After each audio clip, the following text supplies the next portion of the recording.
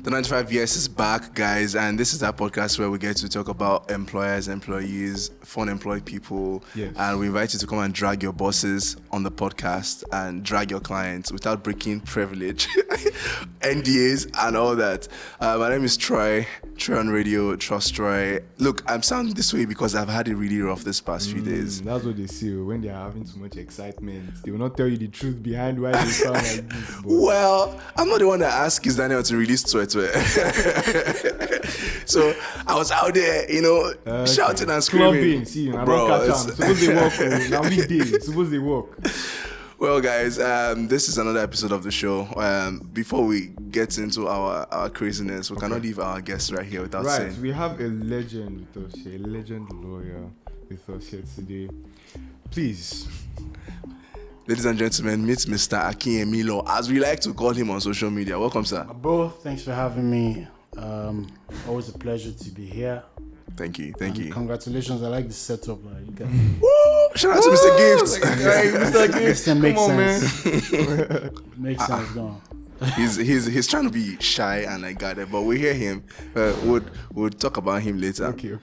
So this is 95 years podcast, right? And we inviting you here. We need to talk about like your work, like what you have been doing. I mean, I've been following you for a very long time, and it just makes sense that we sit in a space, and over a taste of BS and talk about you and your work, right? 95 since you were when you decided that, I want to get to the part of my life where I'll make finances and support my dream ahead. Just talk about your experiences and the first 95 job you actually started off right off school.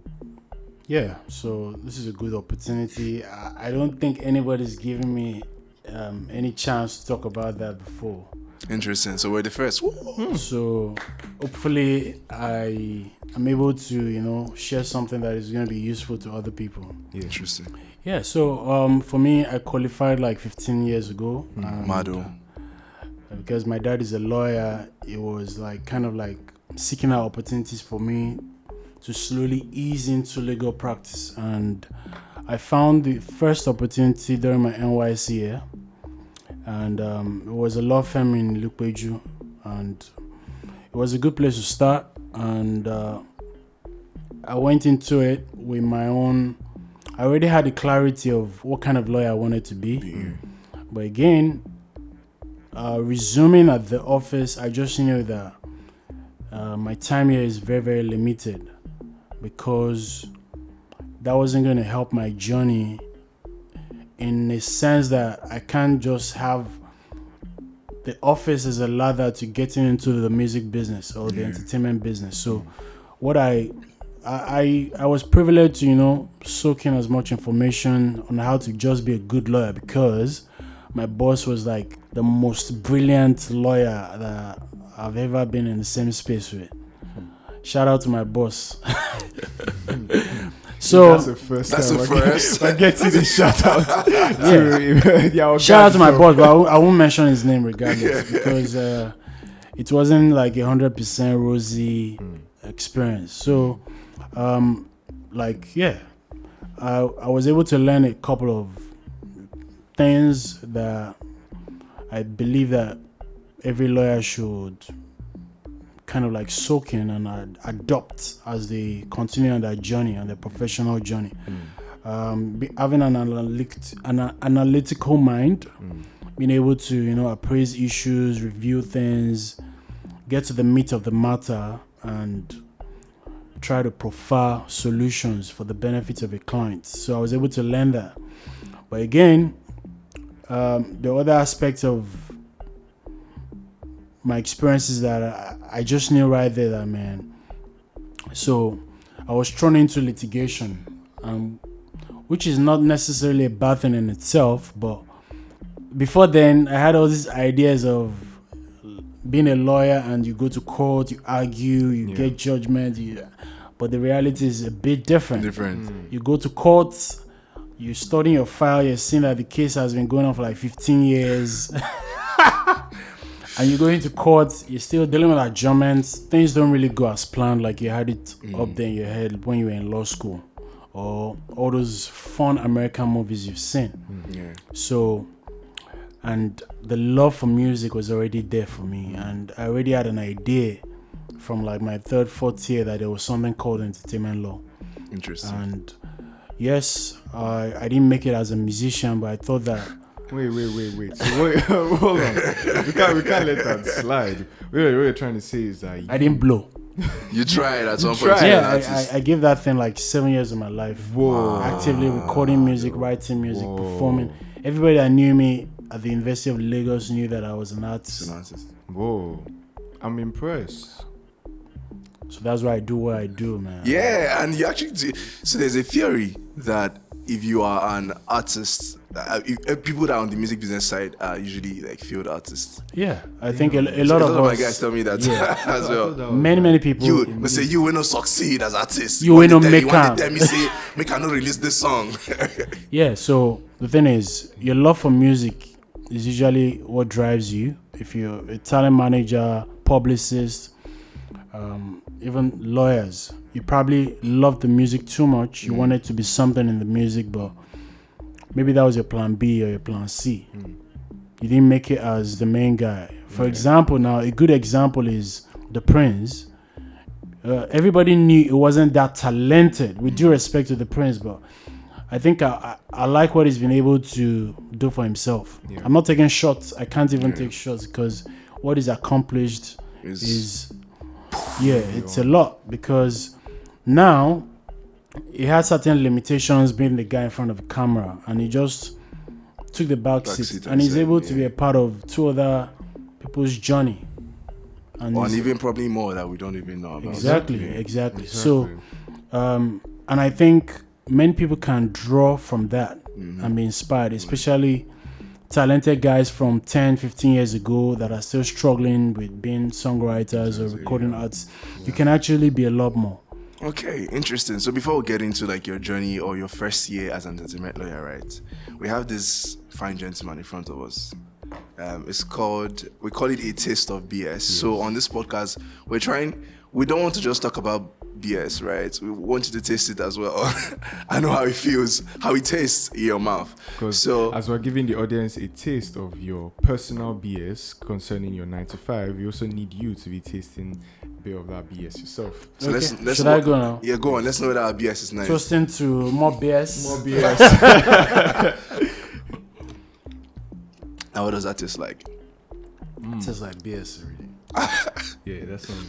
Brandon, we are trying to launch. I came on to kill it for us before we launch BS now. It's branded as taste of BS. It tastes like BS. So when people want this type of flavor, they come here to get the BS. Get a taste of BS. So you're looking for BS specifically. You get it here. Sure. Okay, so let's move away from a taste of BS to go into the streets of Lagos to find out what people think about lawyers generally and entertainment lawyers. Do you think that they are needed? What do they even do aside wearing black and white and that they are weak and going to a court, right? Let's find out. We'll be right back.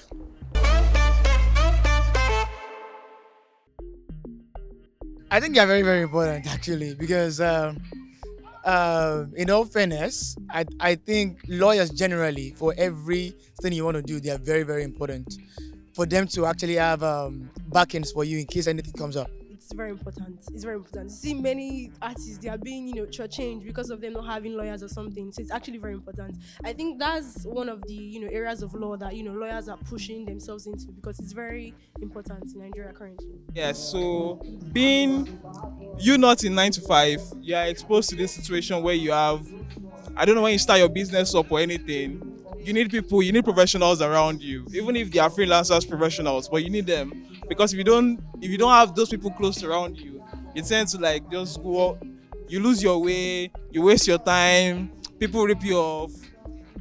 Don't tell me I'm not good for anybody, but there's a very high tendency of you not getting what you deserve if you don't have professionals around you that would help you or guide you through this process of you being alone and not in 9 to 5, basically. But yeah, entertainment lawyers are very important for creative and eventually anything, Yeah. Yeah, I think entertainment lawyers are important, especially for people in my field, that's entertainment industry and all of that. Because sometimes you get deals that you don't understand, and you need a lawyer to make you read through and make you understand some side things, because I've had to reach out to a friend of mine that is an entertainment lawyer when I got like a gig, because I didn't really understand the contract, so it was just there to pull me through, and that really helped me, because it wasn't even a good deal, it was like a very bad. So imagine that I actually didn't reach out to him, I would have just taken that, probably be in trouble by now. All right, you've heard Lagosians.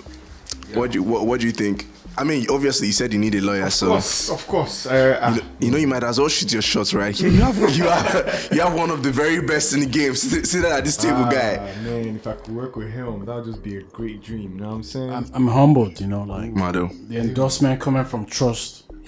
That's huge, man. I'll probably not have lunch. Deeply. Because my belly don't full already. Okay, let's talk about your first year as a Zemen lawyer. All right, what was it like for you in that first year when you said, okay, you see this thing now, I really want to take it and run with it? Yeah, so my first year would be when I left my second training experience. So I worked with 2 law firms before I struck out on my own. And my first year was well planned.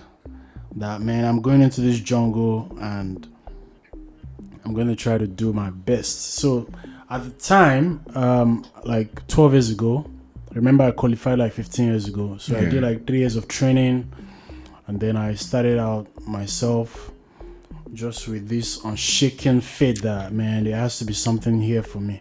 So at the period in time, the likes of the Banj, P Square, and Tubaba, they were the Davido, Whiskey and Burna at that time. Yeah. They were the upper echelon. And I slowly started building my own connections. So I started out, I was sending emails, sending DMs, sending CVs to the prominent IP law offices of that time, because I'm like, hey, this general practice is killing me. I need a more specific type of practice, but nobody answered. And I tried my best. So I'm like, okay, I'll do this by myself. Then I started reading and researching. YouTube and Google, they were my best friends. And the same solution that was being prescribed was I had to do this thing for myself. So that is why I have a strong belief in the DIY mentality, that nobody's gonna really place your opportunities in your laps for you. You have to make it. You have to create your future. Exactly. So that sounds very familiar. Create your future. So sorry. So I started going to all these music industry events, trying to know the who is who, the movers and shakers. As I'll do my Corey, there's Obi Asika, there's Ife Omorigbe, that's Baba Keke, going to meet them. And in all my research, there's this thing about everybody should know you on your first name basis. Try as much as possible that people know you. Oh, Trust. Oh, that Trust guy. Oh, Akinyemi Law. So I moved with that kind of knowledge that, okay, everybody I meet, they should know that I am Akinyemi and I'm a lawyer and I'm a fresh from law school, young lawyer. Although I was already 2 years, 3 years, but I was very active in the space. And then the other trick for me was to be as loud as possible. Whoa. And I should always make sense. Not just being loud on Facebook and Twitter, because I was using Facebook as the primary platform for me to get my thoughts out there. But again, I think Twitter also came at the same period, and I was doing a lot of reviews, talking about industry happenings. And also at the time, I think I was also pushing an artist. That was like my first client. Shout out to Dito Martins. I was trying to in a way, learn on the job, on the go, on the fly. So with him, I was able to meet a lot of people. And a lot of people saw this well-dressed, young, ambitious, young lawyer who was always, making sense in the room. Because if you call yourself a lawyer, people assume that you have sense. Until you open your mouth and maybe dispel the myth. What's going on here? Exactly. So, but I think I tried and I was able to connect. Then there was a spot then called Bogobiri where every Thursday you meet like the likes of Bears, Adekunle Gold, Simi. You were going to meet But the energy. still alive now. They're still around. Yeah, but Every then Thursday. it was a different experience then. It was very powerful then. I think I agree. Very culturally, it was a cultural force. Because there you could tell the guys that were soon to blow. No, yeah.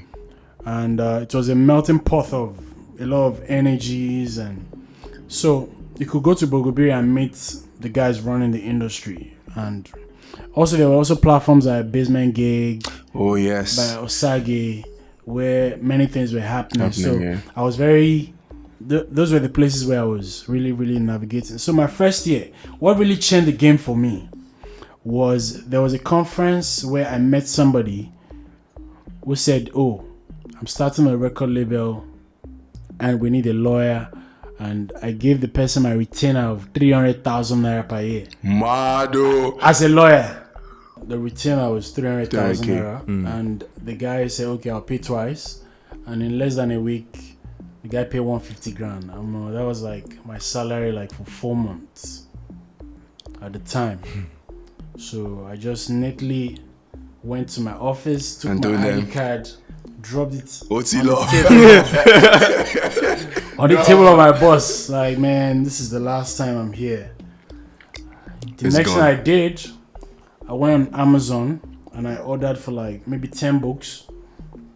And I probably spent like 35 grand buying books out of the 150 grand. And I just stayed at home.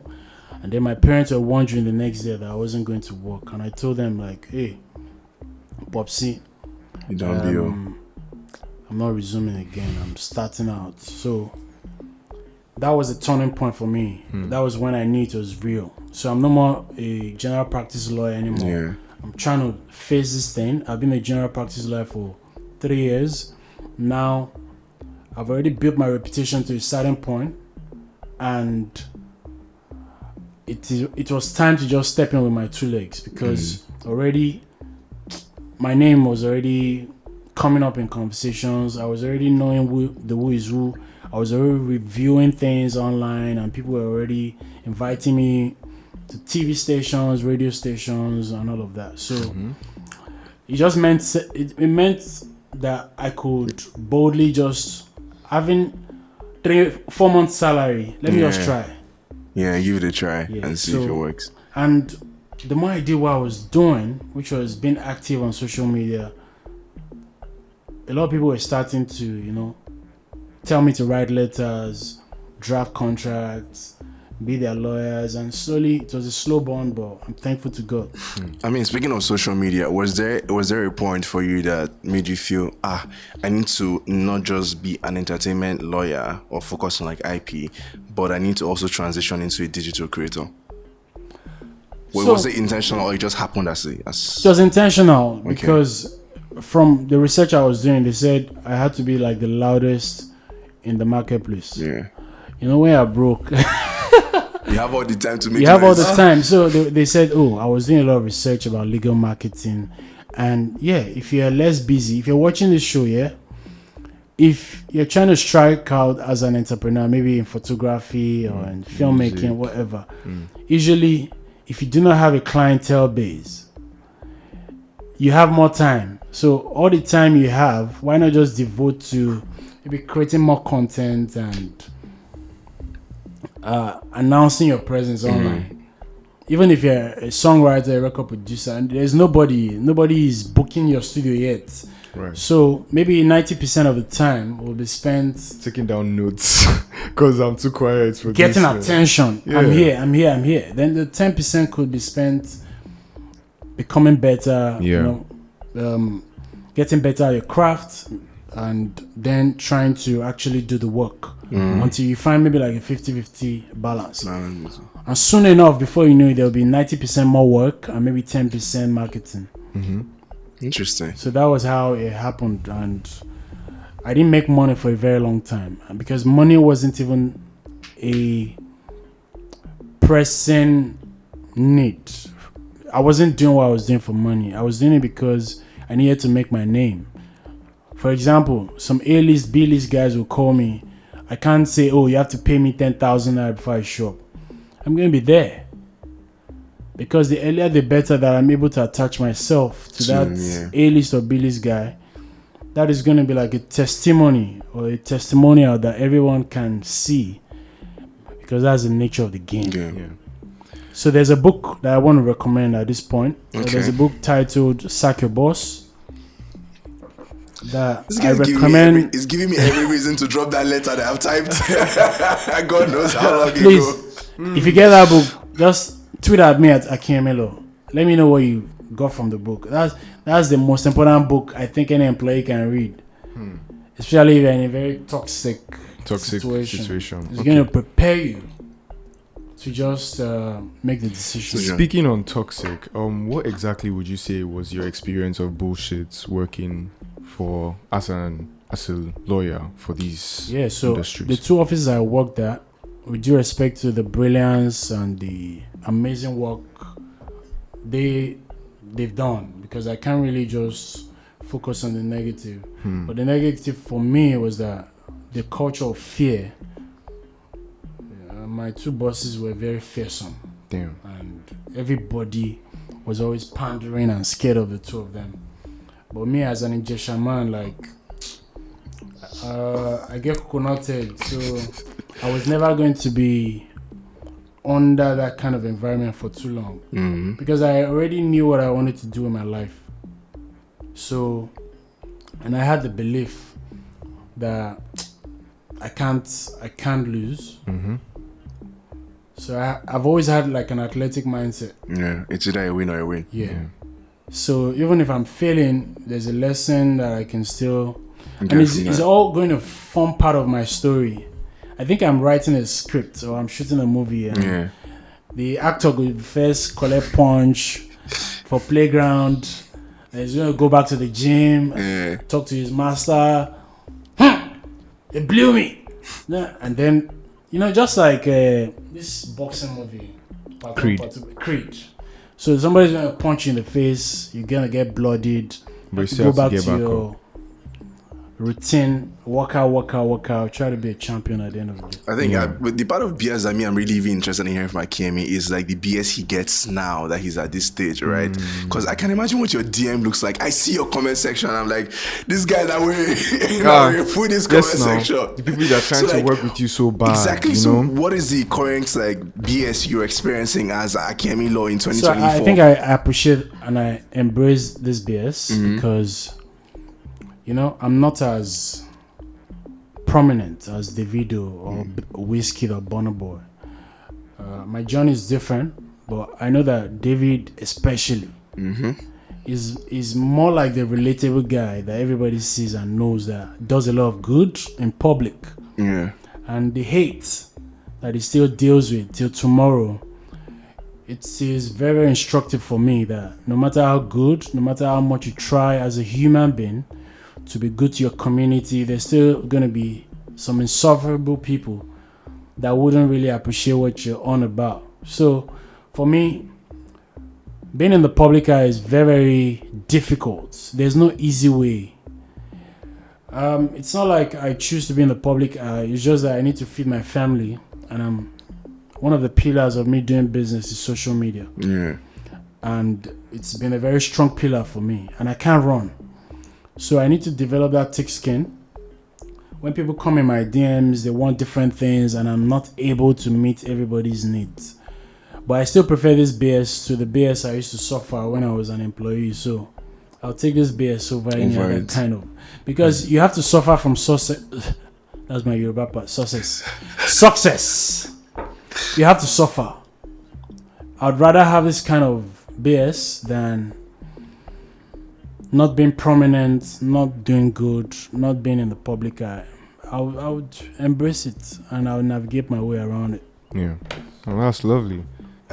Still speaking on like some of the experiences you've had, and maybe not BS, but I'm sure that you, even in negotiating like contracts and talking with clients and just being an entertainment lawyer?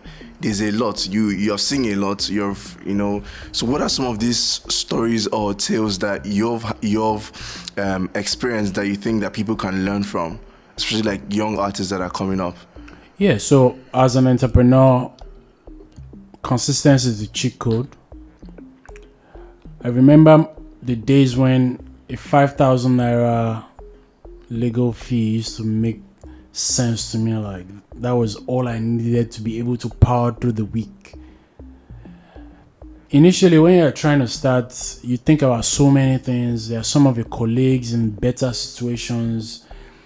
I remember then, like 13 years ago, 12 years ago, some of my mates were working in very, very big law firms, maybe making 300K at the time when I was making 35 grand. Thankfully, I'm not mentioning any of the law firms' names. So I was making 35 grand. Some of my classmates were making 300K, 400K. And it's so amazing that what 10 years later, shows. Mm-hmm. But then, if I make 5,000 naira legal fee, I was happy for the week. I'm like, oh, my sweat fetched me 5,000 naira. Slowly, from 5,000, there'll be a time when you'll be making like 50 grand a week. And you'll be like, how did you get here? Mm-hmm. Slowly, you evolve to 500. And that is a story of consistency. And that is something that when you're starting the journey, you're going to be so concerned because your family members, everybody's going to look at you like, oh, you're wasting away. Why should you stay at home when everybody resumes at a desk at 9 to 5? But you're no longer 9 to 5. You're now always at home. Yeah.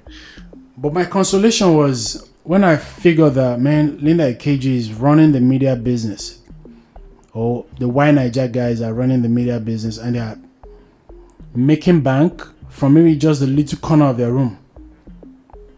So at that point in time, I just knew that, okay, the internet, social media. Remember I told you I spent like 35 grand on books. That was a lot of money then. Okay, I have books. I could always have knowledge. Now, how do I show that I have knowledge? The internet. I have to figure out how to use the internet to just show who I am and all of that. But consistency, the point I'm trying to make is when you stay consistent at something. Before my very eyes, I saw TJ Omori stay consistent. And I've watched him because he's one of the very, very amazing people that I represent. And I've seen him become like an icon in his space. And there are many, many testimonies.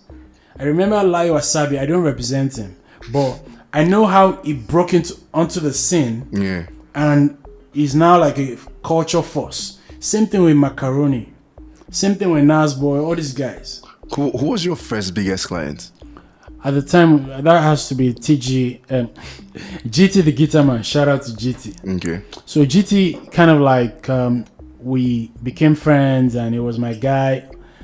And with GT, that was like a cement that, man, maybe I'm doing something right. And then I think Mastercraft, JPzo, those were the guys that now started exposing me to a new clientele base, music producers, and then I just suddenly owned that space. Have you ever tried to save someone out of a situation? Like, many times. Many times. Too many times I can't count. Contracts that they did not sign. We've terminated a lot of relationships. Most dangerous type of situation now. So a lot of careers will just be hanging by the thread. Like, you're not moving anywhere. You're in limbo. And then they'll just say, call Akinyemi. You know Call Saul, the movie? Yeah. So they'll be like, oh, call Akinyemi. And Akinyemi is just going to act like Superman, appear on the scene. And the good thing about, I find a lot of satisfaction in being able to help people get out of their mess. And it's happened over and over. Also, one of the very, very remarkable ones that I can remember is a record producer that had like one of the biggest songs at the time, and watching him move from sleeping on other people's couch to just being a big boy warms my heart, man. I've seen it happen with too many people that I've been fortunate and blessed to represent. So, but again, when you have a reputation for doing certain things, maybe making sure some people get paid, you offend a lot of people. I really wanted to ask, has anybody tried to kill you before? Kill me? No, God forbid. Because I'm going to say, they're haunting me. Yeah, but there are people that don't have love for you because, you understand, kind of like impressing your will. And I do that legitimately sometimes. Like, a lot of, even some of the big record labels don't like me, which shows that I'm doing a good job. I try my best. And also it's in the building. You see, the thing about lawyers, they're very diplomatic with their statements. Yes, no. Like, I was expecting to say that this particular guy. So the good thing is he's still working right now. He's still working. Yeah, but we're in a business where there's no permanent friend or enemy, really. Okay. So you have to also be mindful of that. The guys that don't like me, sometimes they would call me to do certain things as well. So it's no love lost, no love, no love found or whatever. This is more or less the value you can bring to the table at any given point in time. And I think my biggest connections are outside of the music industry. So I'm very, very grounded. I'm not carried away by whatever I'm working on or whatever position my clients occupy at the time. I know it's always a revolving door. You're here today and you're probably not there tomorrow. So we have to tread carefully with humility. Interesting. And finally, before we wrap up this episode, you started this songwriting challenge stuff. Like, was that the lawyer part of you, or was the A&R part of you? Yeah, remember I wanted to blow up and be like it did not happen. Two-Face Dibia and R. Kelly at the time. Yeah. So there's always still that part of me that is really, really crazy about music. And I think that I want to find out other channels for expression outside of just being a lawyer, which I'm slowly doing. A lot of people don't know what I'm about. But I'm supposed to be like Ashike. They never see me come. So maybe it's the BS in me. Maybe me sing in the middle of it. No, let's out. Well, this has been like a very, especially on the content side of things, because personally I've been thinking about it, not trying to break out and start doing like content creation on an independent scale, and I've just been having like these brick walls like in my head, like what if? I know that if I decide to quit my 9 to 5 and get into this, I will be hungry for a long time, right? But I think that your story is quite inspiring, and it just shows that if you're sure about it and you put in the work, it would somehow the stars will just align. Yeah. The thing is, please get the book I recommended. I don't know the person that wrote it, but I think I read that book during my NYC year, and he just gave me the plan, like, bro, this is how you should do it. And I gambled. We're still a work in progress, but again, I'm so glad that I was never the type of guy to read books. But somehow during my NYC year, I just picked up the habit, and I think that's, aside connecting with people, like my Friday, Saturday, Sunday is for me trying to develop relationships that I fancy, that I want to nurture relationships I already have, or I'm starting new relationships. Apart from that, the other thing that I think has helped my journey is trying to read books. I start my new year with having a plan, getting books that I think would be very helpful. Also, I read a lot of blog posts in my areas of interest. I listen to a lot of podcasts. I used to listen to a lot of music before, during exercise and all of that, but I think knowledge is very, very important. And if anybody would get anything out of this episode, please get the book Sack Your Boss. If you're that guy, not everybody can be an entrepreneur. And it's a very, very tough world out there would slowly make it, but it's just that life will want to show shige, so that you back out and you give up. But All right. if you have coconut head, it might come through for you. Yeah. I think rounding up we're going to name this episode the Sack Your Boss episode. Yes. Sack your bosses, guys. I think that's a good idea. That's a good idea. Yeah. Thank you very much, Akinyemi, for coming on the show. Thanks for It's having been me. really awesome. Your voice is cracked, guy. Go and buy Bro, it's Strepsil. not my fault now. I've told you who to blame, but I would try. All right. I would try. If you say Thank you so. very much, sir. Thanks for having me, Thank guys. you. I appreciate it. So yes, and all you the can- best with your podcast. And Thank you. This was really enjoyous. A great conversation. All right. Add us up on all social media platforms. 9to5BS. We'll see you next time.